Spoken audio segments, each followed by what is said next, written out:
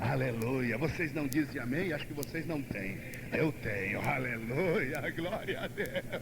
Eu tenho. Nós temos. Amém? Nós temos para dar. É preciso ter para dar. Cada um dá aquilo que tem, o que pode.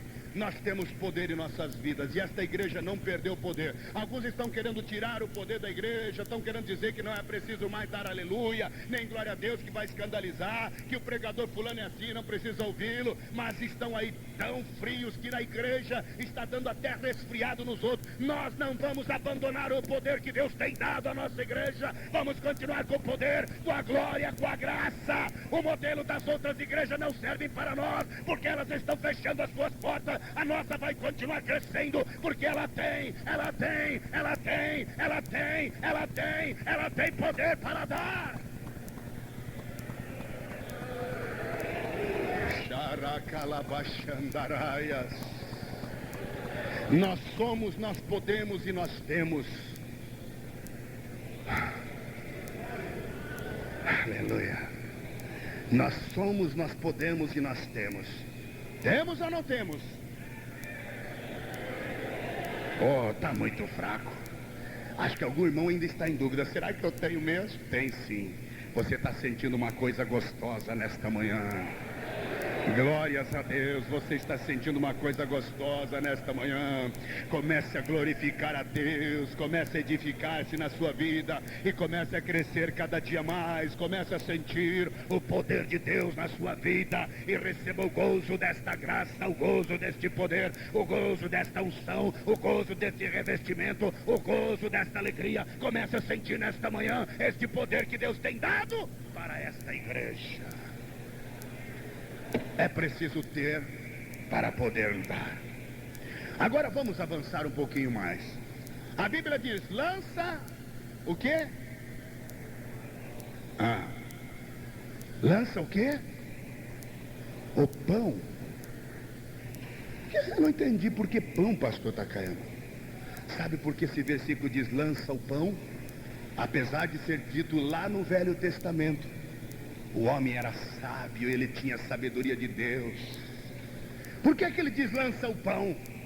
Porque mais tarde Jesus Cristo, olhando para aquela multidão, ele começou a dizer, eu sou o pão da vida.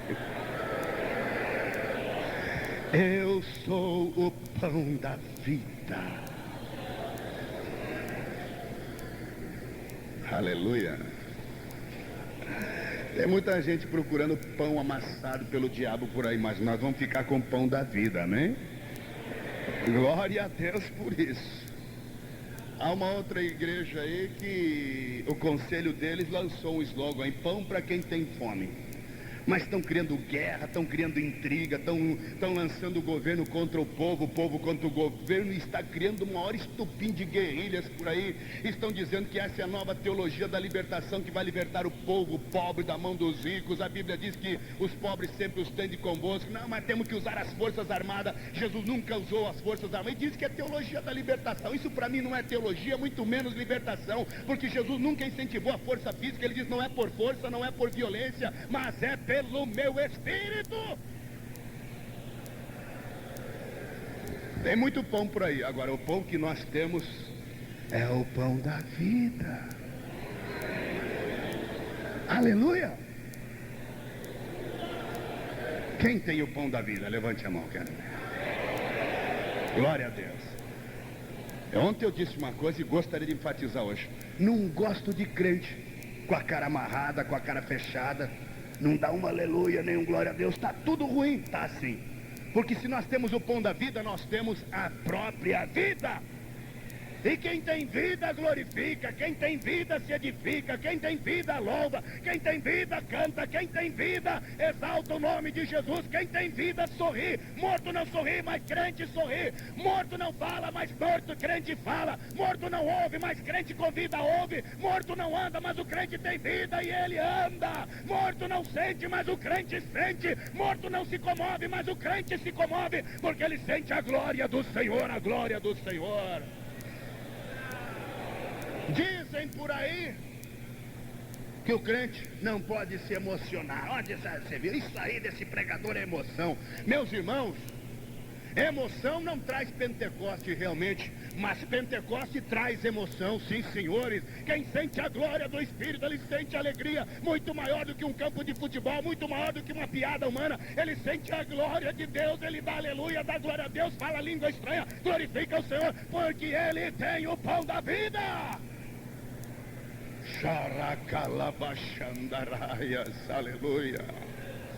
Quando Jesus Cristo disse, eu sou o pão da vida, foi em resposta a uma pergunta que lhe fizeram, que eu sei que muita gente aqui está fazendo essa pergunta. Qual a pergunta, pastor Takayama? Muita gente está dizendo, Deus, irmão Takayama, o que eu faço para realizar as obras de Deus? Pois foi essa pergunta que provocou a resposta de Jesus. O povo chegou para Jesus e disse, Senhor, que faremos para executarmos as obras de Deus? Havia uma multidão, ó, assim. Estava assim, ó. Mais do que essa multidão que tinha aqui hoje. Vocês podem me dizer quantas pessoas estavam ouvindo aquele sermão de Jesus naquele dia? Podem me dizer quantas mil pessoas eram segundo a Bíblia? Hein? Alguém disse 5.000. Mas eu vou lhe dizer que era muito mais. A Bíblia diz que eram 5.000 homens. Naquele tempo, 5.000 homens significava 5.000 chefes de famílias. E cada homem, evidentemente, tinha sua esposa. Então, só aí já multiplicou para 10.000.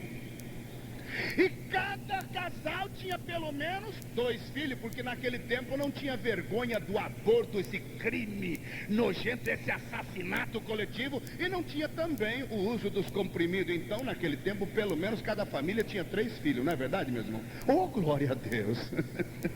Então vamos somar 5.000 homens, 5.000 mulheres, mais crianças, quer dizer, dava para ter pelo menos 20.000 pessoas ali.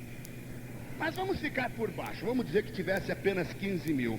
Aquela multidão de 15.000 pessoas, um com sacola na mão, outro com as muletas do lado. Vinha gente doente porque diz que Jesus Cristo curava. Vinha gente com sacola na bolsa porque diz que Jesus dava pão de graça. O povo estava reunido ali tremendamente, mais ou menos 15 a 20 a 25.000 pessoas estavam ali reunidas. Todo mundo estava ali por um interesse. E o povo dizia, Jesus, como quem dizia, como é que eu faço para entrar na sua equipe aí? Como é que eu faço para fazer parte desses 12 aí? Aumenta aí. Que faremos para executar as obras de Deus? Aquela multidão assim, ó. E Jesus estava realmente numa grande popularidade. Poderia naquele dia, se ele quisesse, o povo já guardava dele. Estavam pensando que ele seria o rei, o imperador que iria libertar a Palestina da mão dos romanos. Porque ele, vejam bem, meus irmãos, não precisava de INPS, INAMPS, atitude social, porque ele curava os doentes, ia acabar com os hospitais. Ele não precisava mais fábrica de pão, de alimento, porque ele multiplicava pão e peixe de graça. Quer dizer, era o homem que seria o grande governador, porque além disso tudo, ele tinha uma palavra tão bonita que até os filósofos da Grécia saíram de lá para ouvir Jesus falar. Tinha muita gente que estava ali com caderno de anotações para ouvir as palavras filosóficas de Jesus. A multidão se juntou para ouvi-lo. Tremenda multidão. E alguns diziam, eu vou me encostar nele, ele vai libertar a gente da mão dos romanos. Que faremos para executar as obras do teu Deus aí, Jesus? E Jesus percebeu a intenção do povo.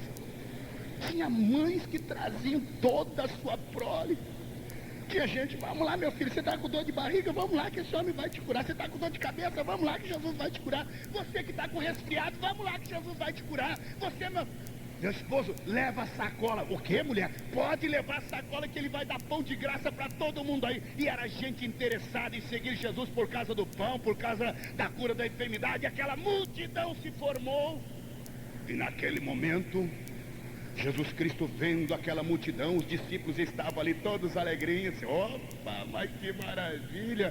Você esperava, Pedro, que Jesus ia juntar tanta gente assim? Eu não. Aquele dia que ele me chamou ali na beira do mar para pescar, eu dizendo que ia ser pescador de alma, jamais podia pensar que ele ia juntar tanta gente, nem eu sabia. E aquela multidão foi formada, e naquela hora Jesus Cristo começou a dizer, quando estava aquela multidão. Todo mundo estava esperando aquela palavra do sermão da bem-aventurança. Bem-aventurado isso, vocês que são pobres, bem-aventurado os pobres de espírito, bem-aventurados os pacificadores, não é? Mas naquele momento Jesus olhou para aquela multidão e em resposta àquela pergunta que lhe fizeram, o que faremos para executar as obras de Deus? Jesus começou a dizer: eu sou o pão da vida. Quem não comer a minha carne e não beber o meu sangue, não é digno de mim. Eu sou o pão que desceu dos céus. O meu corpo é verdadeiramente comida, a minha carne é verdadeiramente comida, o meu sangue é verdadeiramente bebida. Eu sou o pão da vida. Quem não comer a minha carne e não beber o meu sangue, não é digno de mim. E naquela hora, Jesus prosseguiu, foi um dos sermões mais compridos, e ele começou a falar aquelas palavras, e o povo começou a sentir que era um sermão pesado. E Jesus, depois de terminar o sermão era tão duro que até os obreiros de Jesus, os discípulos de Jesus que estavam atrás diziam: duro é este discurso, quem o poderá ouvir? Naquela hora, o povo abaixou a cabeça. Naquela hora, Jesus também abaixou a cabeça. E aí começou a murmuração. Um dizia: eu não falei para você, mulher, que era besteira a gente ir lá, você me faz trazer a sacola para comer pão, e ele disse que agora temos que comer a carne dele. Tá ficando louco esse homem? Outro dizia: olha aí, mulher, eu vim aqui com dor na perna, com sacrifício, e você disse que ele ia me curar, agora ele está dizendo que eu tenho que comer a carne dele, beber o sangue dele. Esse homem está louco. E o povo começou a dizer: alguém me disse que esse homem era filósofo, mas isso não é filosofia, isso é loucura. Onde já se viu comer a carne dele, beber o sangue dele? E o povo começou a murmurar e sair um após outro, e Jesus não esboçou uma só reação para segurar aquela multidão. Abaixou a cabeça e ficou calado.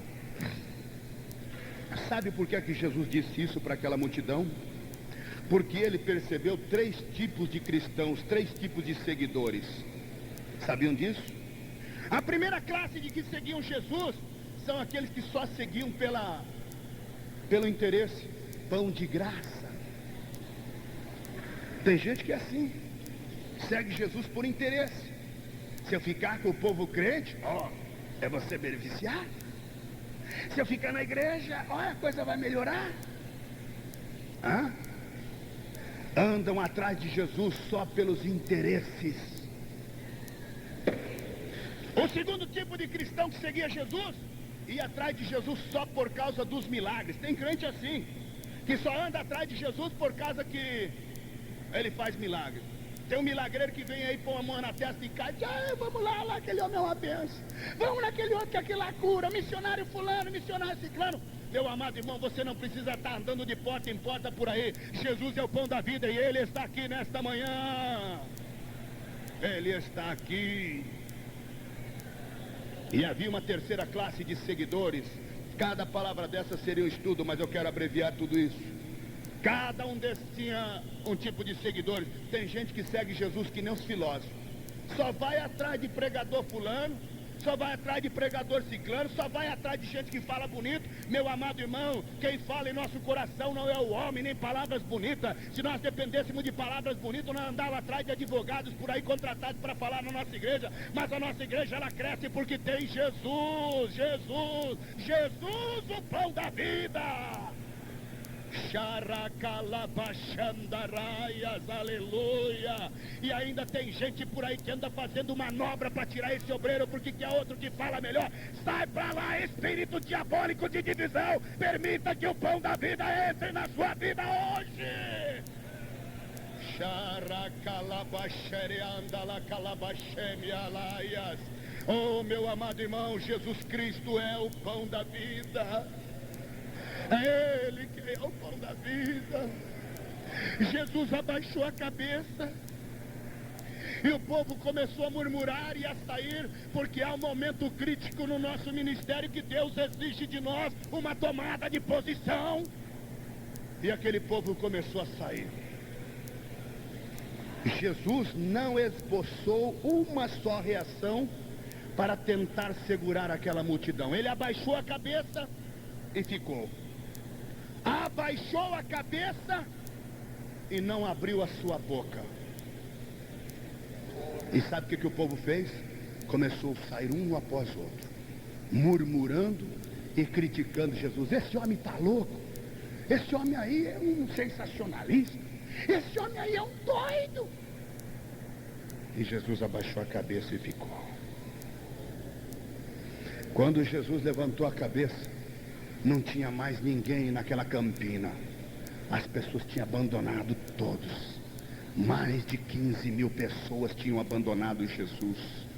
De repente ele olha para trás.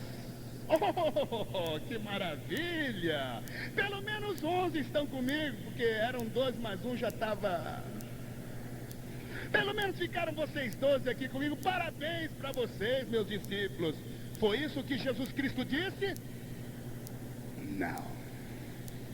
Jesus olhou para os discípulos, até o discípulo estava de cabeça baixa, dizendo: dura esse discurso, quem o poderá ouvir?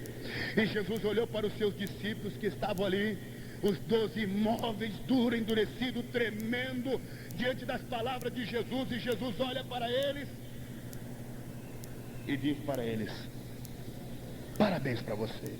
Não, não foi isso que Jesus disse. Jesus olhou para os discípulos e começou a dizer: e vós? Também não quereis ir? Irmãos, a palavra de Jesus está vindo para cada crente nesta manhã, hoje. E vós também não quereis ir? Eu vou para aquela outra igreja, porque lá eu posso andar desse jeito, eu posso andar assado assim. Lá eles me consagram isso. Olha, vem vindo uma nova igreja aí que tem o mesmo nome da nossa. Olha, vamos para lá, porque lá vai ser uma bênção. O homem já me prometeu consagração, já me prometeu até isso, prometeu aquilo. Lá eu posso andar desse jeito, lá ele não me proíbe disso. Lá eu posso andar desse jeito. E aí na Assembleia de Deus é muito difícil. Vós também não quereis ir?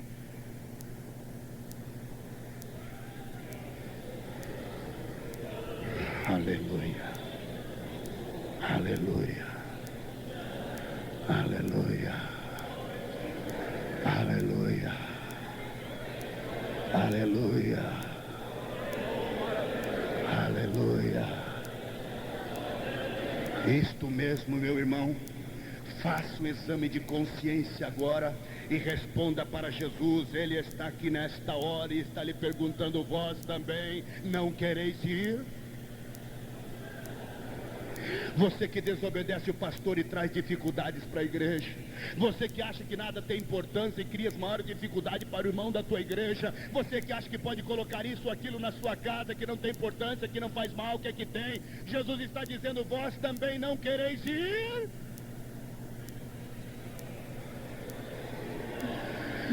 Os discípulos, um deles tomou a posição dos outros e disse: Senhor, para que iremos nós se só tu tens as palavras de vida eterna? Chacarabacandalabaxa. Aleluia. Jesus tem as palavras de vida eterna nessa manhã. Eu prefiro ficar com Jesus. Os irmãos preferem ficar com Jesus? Aleluia! Lança o teu pão sobre as águas. Água. O que é que significa água, pastor Takayama? Água significam duas coisas. Águas paradas significa multidão. E água corrente significa Espírito Santo. Em qual deles eu devo jogar o pão, irmão Takayama? Nas duas. Jogue na água corrente primeiro e depois jogue nas águas paradas. Aleluia. Joga o teu pão crescido pela água do Espírito Santo. Ora calabachandaraias. Um dia Jesus chegou na beira do poço e a prostituta lá, a samaritana prostituta, estava na beira do poço pegando água. Ela pensava que ela era o dono do poço. Poço é água parada, multidão. A prostituta pensava que era a dona da multidão. Coitada. E Jesus chegou na beira do tanque.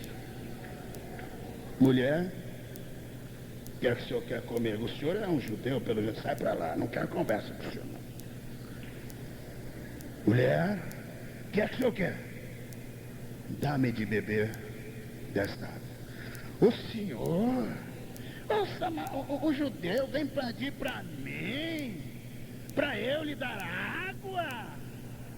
Como quem diz, quem é o senhor? Tem gente que pensa que é a dona da multidão, sabiam disso, meus irmãos? E Jesus olhou para ela e disse, mulher, se tu beberes da água que eu te der, nunca mais terás sede. Aleluia. Há muita gente por aí procurando pães, entre aspas, e águas, entre aspas, água suja, águas paradas, mas a água que Jesus tem para te dar, aleluia. Quem crer em mim, como diz as Escrituras, rio d'água viva manarão do seu ventre. Oh, e o salmista dizia, o rio cujas correntes alegram a cidade de Deus, e Deus está no meio dela. Xaracalabachandaraia. Aleluia. Nós temos o rio do Espírito Santo e o pão já está nesse rio, meus amados irmãos, amém? O pão está nesse rio. Glória a Deus, o pão está nesse rio. Sabe por quê? Jesus disse aqui um dia, ele disse, eu sou o pão da vida. Mas Jesus disse também em outra ocasião, a Bíblia nos mostra que Jesus também era o verbo estava com ele, e o verbo era ele, era quem? Jesus. Então o verbo significa a palavra. Se Jesus é o pão e Jesus também simboliza a palavra, nesta manhã eu estou pregando a palavra. Se a palavra está aqui, Jesus Cristo está aqui, aleluia. E vocês estão se alimentando aí agora, amém? Oh, vamos sair daqui abastecido, glória a Deus. Não com o fermento dos fariseus, mas com a palavra de Deus, com a palavra de Deus. Se a palavra está aqui, Jesus Cristo está aqui. Sinta a presença de Jesus nesta manhã. Receba o poder de Jesus, receba a edificação da palavra, o poder da palavra, o alimento pela palavra, o enriquecimento da palavra, a glória da palavra, a transformação pela palavra, o crescimento pela palavra. A fé vem pelo ouvir e ouvir a palavra. Receba a palavra nesta manhã. Aleluia. Chacalabachandaraias. O pão está crescendo. Joga o pão na água para você ver. Está crescendo. Está crescendo. A água do Espírito Santo está fazendo esse pão crescer. É daqui a pouquinho que você vai começar a falar em línguas estranhas. Aleluia. A água está fazendo crescer. Você vai sair daqui uma nova pessoa. Você vai sair com aqueles pensamentos maus. Não, esses vão sair daqui agora. Você vai tirar de lado a tua inveja, a tua mentira, o teu ciúme, tudo aquilo que você fez para destruir a vida do outro. Hoje você vai se edificar pelo poder da palavra. Cresça na palavra, revista de a palavra, coma a palavra, fale da palavra, pregue a palavra, sinta a palavra, receba a palavra, glorifique pela palavra, edifique-se pela palavra. Nesta hora é hora de você receber este pão da vida ao seu coração.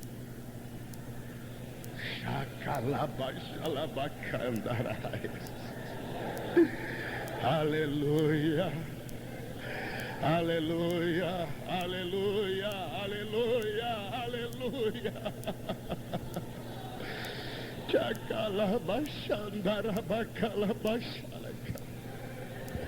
Eu sei que já avancei no meu horário, vou terminar. Mas sabe, meus irmãos, há tanta coisa que eu podia falar nessa manhã. Sabe de uma coisa, um dia o profeta Ezequiel viu esta água. O profeta Ezequiel viu esta água e o Senhor mediu para ele. O que é que você está vendo? Ah, Senhor, eu estou vendo um rio de águas limpas. Mas não era água parada, era água que estavam caminhando, que saía debaixo da banda do sul do altar. Era águas que estavam caminhando. E o Senhor disse: você quer entrar nessa água? O pão vai crescer. O pão vai crescer. Ezequiel, e diz que aquele Senhor, naquela visão, mediu 1000 côvados. E ele começou a entrar pela água. Oh, glória a Deus. 1000 côvados. E entrou 1000 côvados. E as águas lhe davam pelos artelhos. Você já entrou com água pelos artelhos? É refrescante. Oh, glória a Deus. Tem gente que fica só com o dedão dentro da água. Oh, glória a Deus. Nunca quer ser nunca quer aprofundar na água. Oh, glória a Deus. Fica molhando só o dedão. O profeta mediu, o Senhor mediu 1000 côvados. Ele avançou 1000 côvados e a água estavam pelos artelhos. Artelho significa bases.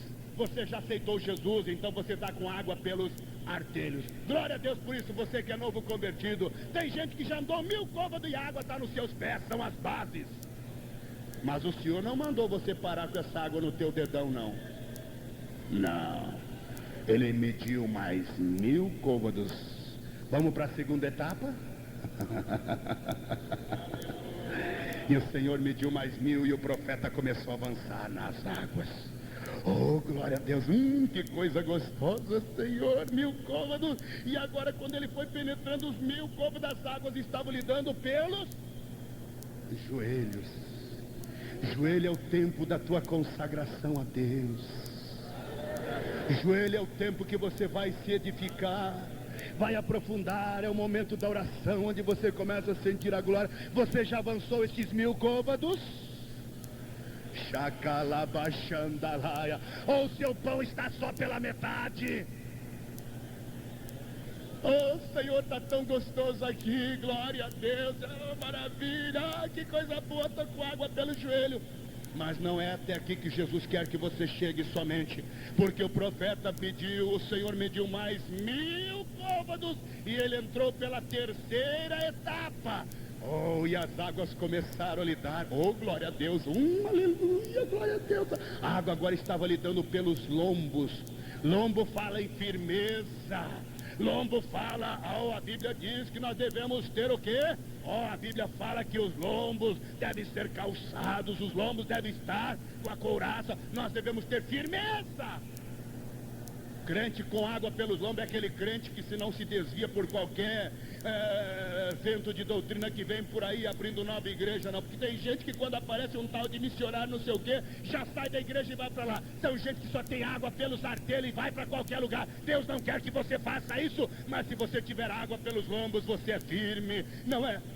Vento de doutrina, rudimento de doutrina que vai levar você para qualquer lado. É daqueles crentes que ajudam os outros, que não se desvia por qualquer coisa. Porque tem crente que é assim, se o pastor não me visitar, eu vou me desviar. Já está desviado, está faltando água pelos lombos. Receba hoje, avance mais 1000 côvados na sua vida espiritual. Firmeza. Aleluia. Senhor, vou parar por aqui porque agora não dá mais para entrar.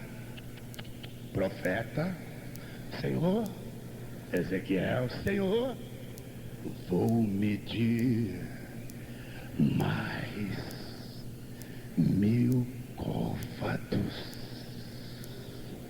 É a quarta etapa. É a etapa que o Paul Yong-Cho chama de quarta dimensão. Que muita gente ainda não entrou nela. E o Senhor disse, avance mais 1000 côvados, profeta. E ele falou, mas Senhor, agora não dá para eu ir mais sozinho. É porque a quarta etapa, a primeira eu vou, a segunda eu vou sozinho, até a terceira eu vou, mas quando chega na quarta etapa não sou eu quem vou, é o Senhor quem me leva, aleluia. É a etapa onde eu não posso mais ir sozinho, mas eu vou ser carregado, e o Espírito levou, segundo a Bíblia, levou o profeta Ezequiel, e ele nadou de uma e de outra banda, ele se encheu e transbordou, e mergulhou, e aprofundou, e enriqueceu e molhou todos todo ele. É a quarta etapa que nós queremos nesta manhã. Aleluia, nessa quarta etapa você vai ver milagre, nessa quarta etapa você vai receber a unção do Espírito Santo, você vai mergulhar nela, vai falar língua estranha, vai sentir o gozo. Quantas pessoas, irmãos, querem que Jesus batize hoje? 10? É pouco. 20? É pouco. Quantos? 100? Vamos pedir mais de 100 nesta manhã, amém? Que isso, pastor da Gama? Que isso o quê? Está faltando fé no seu coração? Jesus pode batizar muito mais, aleluia. Basta nós abrirmos o nosso coração para Deus. Não é preciso esperar o final desta reunião para receber o batismo com o Espírito Santo, aleluia.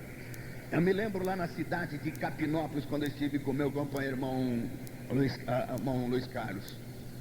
E um irmão... Nós estávamos num grande armazém naquela cidade, há uns anos atrás. E o irmão Jesus começou a batizar 5, 10, 15, 20. Quando chegou, parece que 40 e pouco, 49, 50, não me lembro quantos. Eu me lembro que quando encerramos o trabalho, o irmão ficou triste, chorando. Ele disse, pastor Luiz, eu não recebi o batismo. Eu não recebi o batismo, queria receber. Ele disse, irmão, vá orando, não é preciso ficar aqui na oração para receber. Vá glorificando a Deus até lá no refeitório, porque o refeitório ficava mais ou menos umas 3 quadras distante dali. Ele disse, vai orando que Jesus pode batizar. Quando ele saiu do salão e pulou a escadaria que dava para fora do salão onde nós estávamos fazendo o culto, quando ele pisou na calçada da rua, Jesus Cristo batizou ele com o Espírito Santo. Aleluia. Jesus é maravilhoso.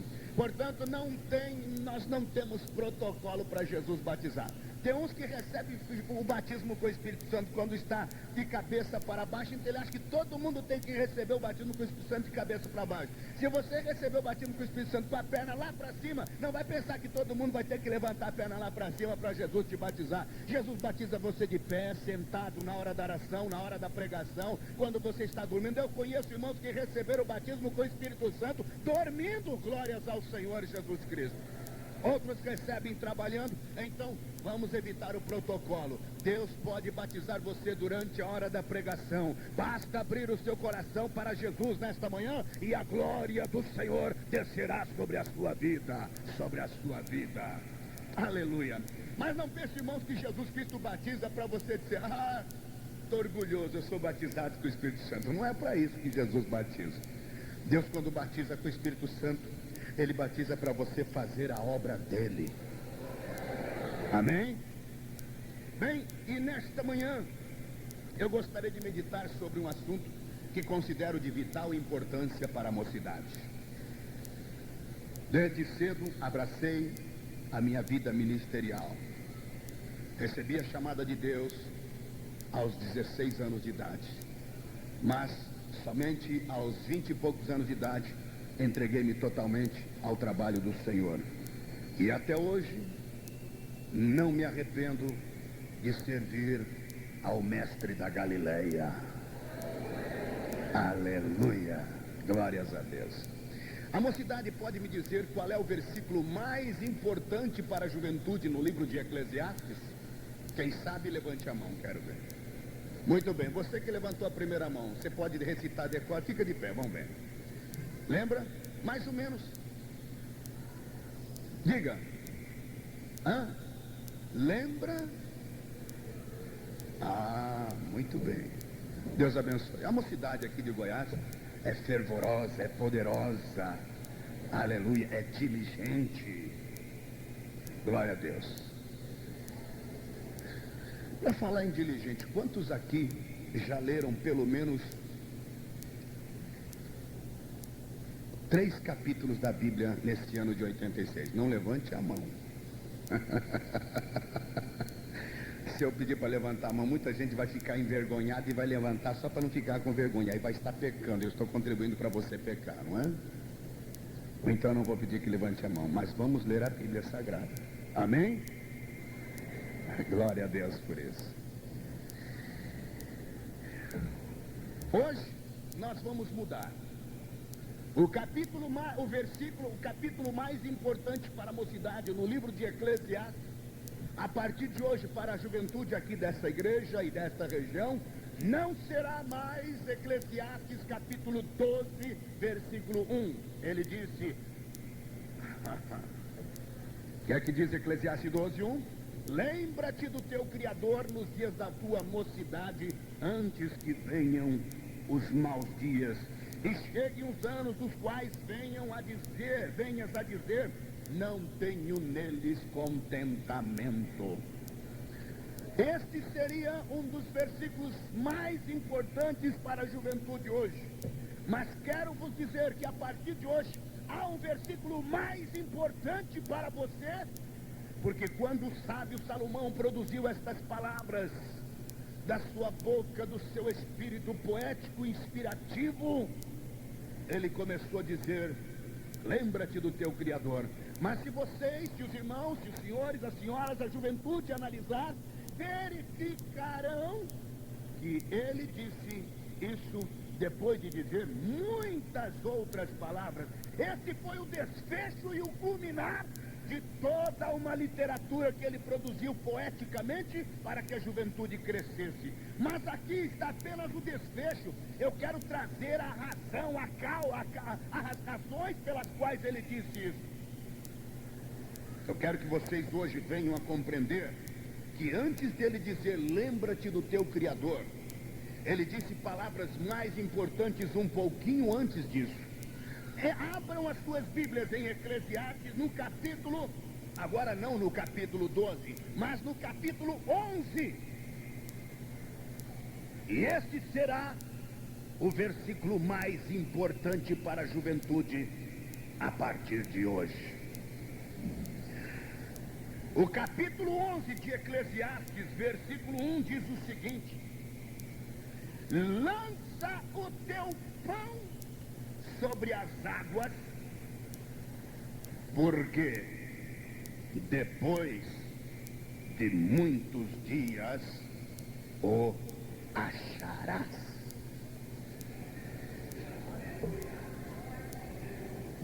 Pastor, está ganhando? Eu ainda prefiro ficar com o versículo, capítulo 12, porque eu não entendi nada. Esse versículo não diz nada com nada. Um versículo assim tão sem nexo, não tem uma ligação com o outro, lançar pão sobre água. O que é isso, pastor Tagama? Não entendi nada, ainda jogar pão na água, vai achar quando? Aí que vai derreter de uma vez. Não. Eu tenho esse versículo como um dos versículos mais profundos na Bíblia Sagrada. Principalmente para a juventude, quero apresentar hoje esse rápido ensinamento, uma rápida meditação nesse versículo, porque vamos extrair dele as profundidades e a grandeza que nela contém e poderá produzir profundas lições para a nossa vida espiritual. Aqui está este versículo: lança o teu pão sobre as águas, porque depois de muitos dias o acharás. Vamos começar a penetrar nas profundezas desse versículo. Os irmãos querem extrair algumas lições aqui, querem compreender por que razão estou trazendo este versículo? Amém? Muito bem. Então eu quero que vocês estejam bastante atentos agora. A primeira lição que nós vamos extrair deste versículo é esta. Observe aqui. Ele diz, lança o teu pão sobre as águas. A primeira lição que eu vou aprender nesse versículo é esta: é preciso ter para poder lançar. Se alguém chegar aqui e dizer, irmão Takayama, joga para nós aí, o irmão teve na América do Norte, joga uma moeda de $1 para nós hoje. Eu vou dizer, não posso. Mas por que não posso? Não tenho aqui no meu bolso. Eu só posso jogar aquilo que eu tenho. É preciso ter para poder lançar. Aqui está a primeira lição que nós aprendemos em nossa meditação. Ninguém lança, ninguém dá, ninguém atira, ninguém oferece aquilo que ele próprio não tem. A palavra lançar é um verbo que significa ação. É um verbo que implica em ação. É um verbo que implica em dinamismo. Morto não lança. Por quê? Porque o morto está parado, ele não se move, ele já está morto. Só se move alguém que tem vida, e só lança aquele que tem alguma coisa para poder dar. Existem muitas coisas que o mundo de hoje está lançando, está dando. E muitos crentes também. E muitas vezes obreiros também. E muitas vezes crentes antigos também. E muitas vezes cristãos por aí que se dizem cristãos também. Lança. Lançar o quê? Só podemos dar aquilo que nós temos. Existem duas ações que nós podemos hoje ter: lançar para o bem ou lançar para o mal. Existem pessoas que carregam a Bíblia debaixo do braço, tem a imagem de Jesus na sua casa, tem os versículos mais lindos da Bíblia nas paredes do seu lar em quadros, e quem vê parece um cristão lindo e fervoroso, mas a sua boca só lança críticas, a sua boca só lança críticas ásperas, a sua boca só produz palavrões, a sua boca só produz maldade, a sua boca só produz falatórios, fuxicos, a sua boca só produz maldade para o homem. Meus amados irmãos, o verdadeiro crente não é assim, porque o crente só pode lançar coisas boas. Ele é salvo, é redimido, é lavado, é protegido, é cheio, é revestido, ele tem a santidade do Espírito em sua vida. Mas é preciso ter, então, para poder dar. O que é que você tem na sua vida, meu irmão? O que é que nós temos lançado em nossas vidas, meus amados irmãos? O que é que nós temos produzido? Se você é um pé, se nós vamos no pomar da nossa casa e vamos lá para o pomar, eu me lembro, há pouco tempo atrás, estive numa fazenda muito bonita, lá na casa do irmão Eurípides, lá em Capinó. Ô, terra boa! E na casa do irmão Cleantes também. Vocês precisam conhecer esses dois irmãos, muito queridos. E ele me levou num pé de mamão e disse: olha, irmão Takayama, que beleza. Mamão produz o quê? Laranjas? Não, seria uma incoerência. Mamão só produz mamão. De repente eu fui lá num bonito pé de coco, lá na casa do irmão Cleantes, e olhei para o pé de coqueiro e disse: irmão Cleantes, eu quero procurar aqui uma melancia. Ele iria rir de mim e disse: Takayama, desde quando que coqueiro produz melancia? Coqueiro produz cocos. Não é verdade? O irmão não poderá nunca achar laranja em pé de banana, e muito menos bananas em pé de macieiras. Banana vem do bananal, maçã vem da macieira, pera vem da... não é do Pereira, não, é da pereira. Cada árvore produz o seu próprio fruto. E os irmãos já observaram que quando chega uma certa fase, quando a fruta madura, a árvore lança. Quando não lança, a gente dá um cutucãozinho assim na árvore, aquilo lança fruta de todo lado. Oh, coisa maravilhosa, está perto de um pé que produz bastante. Toda árvore, ela lança aquilo que ela produz. Meus amados irmãos, hoje nós precisamos entender que o crente, o servo de Deus, o lavado pelo sangue de Jesus, ele tem que produzir alguma coisa. Jesus disse um dia, quando os discípulos estavam caminhando lá por aquelas estradas poeirentas e cálidas da Palestina, ele chegou um dia juntamente com seus discípulos, atravessando naquelas jornadas maravilhosas. Ele estava caminhando com os discípulos e de repente eles começaram a ter fome. Oh, Jesus, estou com uma fome tremenda, Jesus. Eu também, Jesus. Já está com fome, Pedro? Tô sim, Jesus, e hoje não trouxe nem um peixinho seco da minha pesca, não é, João? É o que tinha, acabou, e o que é que vamos fazer? E procura comida aqui, pão, não tinha nem pão para multiplicar, não tinha peixe, começaram a sentir fome, de repente, Pedro, João, Tiago, André, Felipe, todos olharam lá na frente, ó Senhor, ali está uma árvore, uma figueira, vamos lá correndo que deve ter figos. Era uma árvore à beira do caminho, e lá correram os discípulos, o João Pedro, que devia ser aquele mais afoito assim, Pedro era mais evangelista, João era mais pastor, e o Pedro saiu correndo na frente, subiu na árvore, cuidado aí Pedro, você vai cair, e começou a subir na árvore, olhou de um lado, olhou de outro, balançou o galho aqui, abre no meio da moita, olha de um lado, olha de outro. Jesus e os discípulos esperando lá embaixo, joga logo a fruta, Pedro. E Pedro chacoalha o galho de um lado, chacoalha de outro. E daqui a pouco, vamos Pedro. Pedro olha de um lado, olha de outro, chacoalha o galho para cá, para lá. E ele diz, Jesus, pronto, a fruta veio vindo. Não, Jesus, essa árvore aqui está estéril, não produz fruto. Desça depressa, Pedro. E Pedro desceu.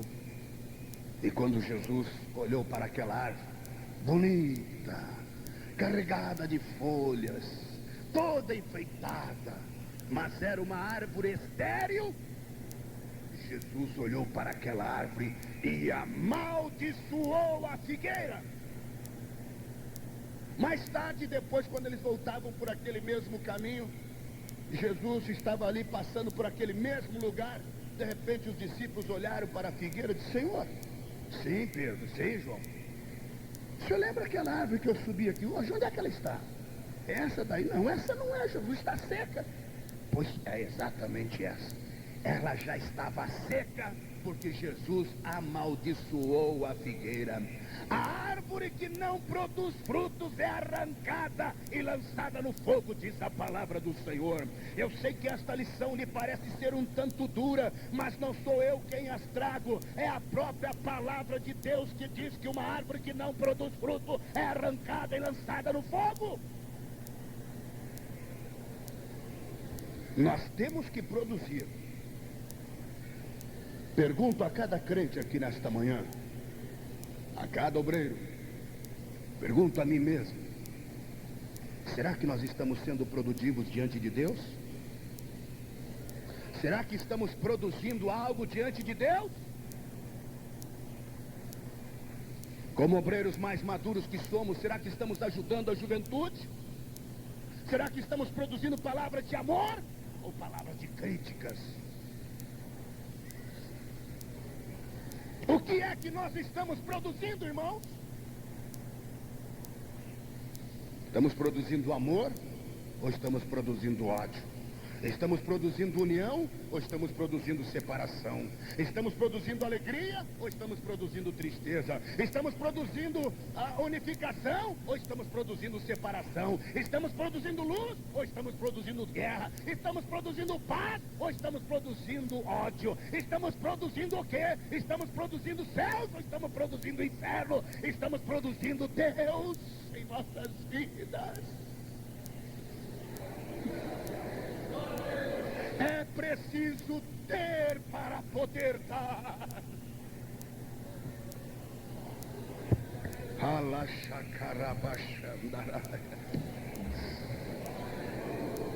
Muitas vezes temos a tendência de ser tão conhecedores das coisas, achamos que somos melhor do que outros, que temos o direito de ficar criticando os outros. E quantas pessoas podiam ser ajudadas e não são, por causa de palavras que acabam matando aquilo que está se produzindo. Outro dia, um tempo atrás, o irmãozinho começou a pregar. Mas coitado, entendia pouco a Bíblia e começou a pregar. Irmãos, Jesus é poderoso. Jesus abençoou aquele casal, o irmão Paulo e a irmã Silas, que era o casal. O pastor olhou e disse, oh meu Deus do céu, mulher, Silas não era mulher e muito menos esposa de Paulo. E aquele obreiro olhou e disse, Deus, Olha aí, esse moço falando coisa errada. O Espírito de Deus falou com aquele irmão. Deixa assim, deixa assim. A obra de Deus, meus amados irmãos. A obra de Deus. Conhecemos muitos irmãos que já pregaram tantas coisas erradas por aí, não é verdade? Mas hoje estão aí servos poderosos que aprenderam e amadureceram na Bíblia graças ao amor e à compreensão dos servos do Senhor. Aleluia. Glórias a Deus. Aleluia. Alachacarabacandalaias. Esta obra é do Espírito, esta igreja é do Espírito, nós somos movidos pelo Espírito e esta igreja vai continuar crescendo porque ela tem a direção do Espírito, mas ela só vai continuar crescendo se nós tivermos para poder dar. Conheço irmãos que aprenderam a ler na Bíblia e conheço obreiros analfabetos que não sabiam ler, decoravam versículos, mas quando eles pregavam com a unção que Pedro tinha. Segundo alguns, até Pedro também era analfabeto. Ele era analfabeto nas palavras humanas, mas ele tinha glória e o Espírito de Deus ele tinha para dar. É preciso ter para poder dar. O diabo vive hoje lança-se muitas coisas, porque o diabo vive lançando seus dardos inflamados, meus amados irmãos. E nós muitas vezes queremos produzir e não temos. Um dia, aquele mesmo Pedro analfabeto, aquele mesmo Pedro que cortou a orelha dos outros, que fez tanta coisa errada, depois do dia de Pentecostes ele saiu revestido da glória de Deus. A Bíblia diz que ele estava tão cheio do poder que onde ele passava a sombra dele até curava os doentes. Ele e João, de repente eles estavam subindo na porta do templo, na escadaria, de repente encontraram um homem lá. Dá uma esmolinha, pelo amor de Deus. Pedro e João, um olhou para o outro. Tem algum dinheiro aí, Pedro? Eu não tenho, você tem, João? Nem pão? Não. O pouco dinheiro que nós tínhamos, Judas levou tudo. Nada, nada. Não tem prata, nem um denário, nada. Mas nós temos uma coisa, João. Não temos nada, Pedro. Espera aí. Paralítico? Uma esmolinha.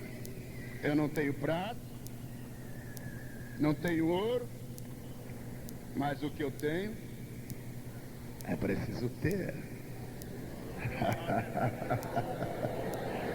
Mas o que eu tenho eu te dou. Qualquer coisa serve, qualquer coisa não. Em nome do Nazareno, em nome de Jesus Cristo, me dê aqui a tua mão, levanta e anda. Aleluia. O que é que nós temos, irmãos? Temos poder nesta igreja? Temos poder nesta igreja? Temos poder nesta igreja?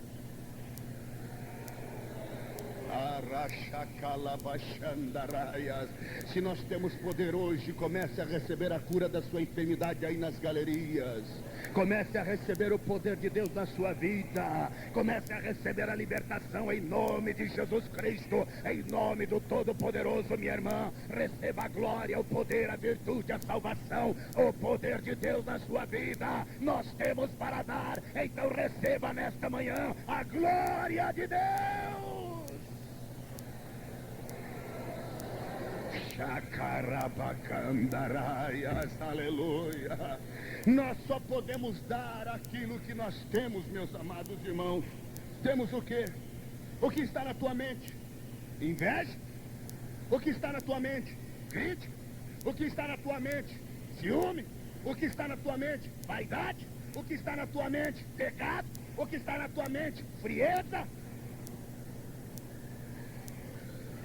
Só se lança aquilo que se tem. Só se lança aquilo que se tem. Como é que você pode receber a bênção de Deus? Mas eu gostaria de ser pregador, eu não gostaria de servir a Deus, mas eu oro, Jesus não cura, eu prego, não sai nada. Quem sabe é porque junto com a tua Bíblia, lá embaixo do teu travesseiro, tem aquela revista imoral que você acha que não tem importância. Hein? Quem sabe, ali, debaixo da tua prateleira, tem aquela coisa, aquelas revistas imorais, que você passa o tempo todo lendo aquilo, aprendendo as cantigas mundanas, as modas carnais, e não tem tempo para servir e adorar a Deus. A Bíblia não passa de um enfeite de prateleira na sua casa. As folhas estão até grudadas porque nunca foram abertas, mas aquelas outras literaturas estão ali sendo dado para o seu filho, para a tua filha, para o teu pai, para a tua esposa, e você abre dia e noite lendo aquelas revistas que não passam de ilusão, de capricho e de sétimo céu que não pode ser. São coisas diabólicas e canais que nada a te oferecer, e você decora, conhece, decora em nome salteado o nome dos artistas, conhece, decora e salteado o nome dos atores das novelas, mas de Deus não conhece nada, porque a gente só vai dar aquilo que nós temos.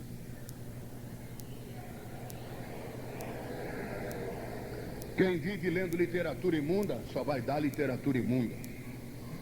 Quem tem palavras ruins na sua boca, na sua mente, só vai produzir contenda, morte, coisas maldosas. Quem tem intelecto, cultura, filosofia e conhecimento secular, talvez vai lhe produzir muito conhecimento secular, muita tecnologia, muita cultura humana, muita filosofia.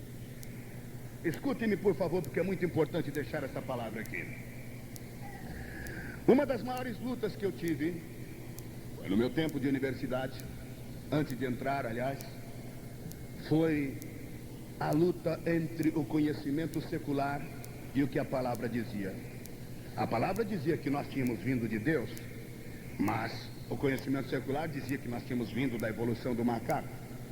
A palavra de Deus dizia que nós éramos fruto da criação de Deus. O conhecimento secular dizia que nós éramos o fruto da evolução do nada.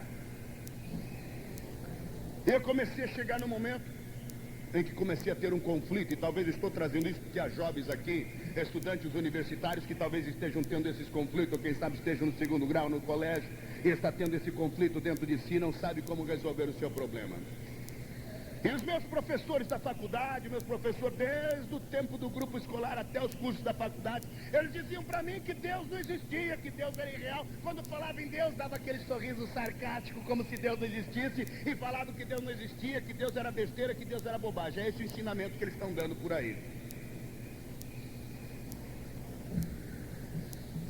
Mas um dia, lendo, comecei a meditar, cheguei num momento de conflito dentro de mim que falei: vou meditar na palavra de Deus até descobrir as verdades. E um dia eu parei neste versículo, e aqui aprendi a maior das verdades. Ninguém dá aquilo que não tem. Ouça, por favor. É preciso ter para dar. Ninguém dá aquilo que não tem. E foi aí que eu aprendi uma grande lição. Sabe por que é que o teu professor da faculdade diz que Deus não existe? Você sabe por que é que o teu professor do colégio diz que Deus não existe? Sabe por quê? Porque ele nunca aprendeu nada a respeito de Deus. Pergunte para o seu professor: você diz que Deus não existe também hoje, não é? Porque você diz: ah, pastor Takama, eu prefiro ficar com o meu professor da faculdade do que com meu pai. Meu pai está dizendo aí que Deus existe, mas ele nunca estudou nada, é um pobre do analfabeto. Ô pai, o senhor é um quadrado, o senhor não sabe de nada. O senhor fica quieto, que o senhor fica dizendo que Deus existe. Mamãe, a senhora não sabe de nada. Quem sabe é meu professor da faculdade, meu professor do colégio, do cursinho, meu professor do primeiro, segundo grau. Eles sim estudaram e eles podem dizer que Deus não existe. Espera um pouco. Espera um pouco. Quer dizer que você prefere acreditar na palavra do teu professor? Claro, pastor. Claro que prefiro acreditar na palavra do meu professor. Eles são abalizados para dizer que Deus não existe. Espera um pouco. Então vamos voltar a esta origem básica. Ninguém dá aquilo que não tem. Sabe por que é que o teu professor diz que Deus não existe? Durante todos os seus anos de escola, quantas vezes alguém falou de Deus para você dentro do currículo secular? Nunca, não é verdade? Quando tinha aula de religião, você era o primeiro a furar a aula e ir embora para casa, porque não era obrigatória a assistência.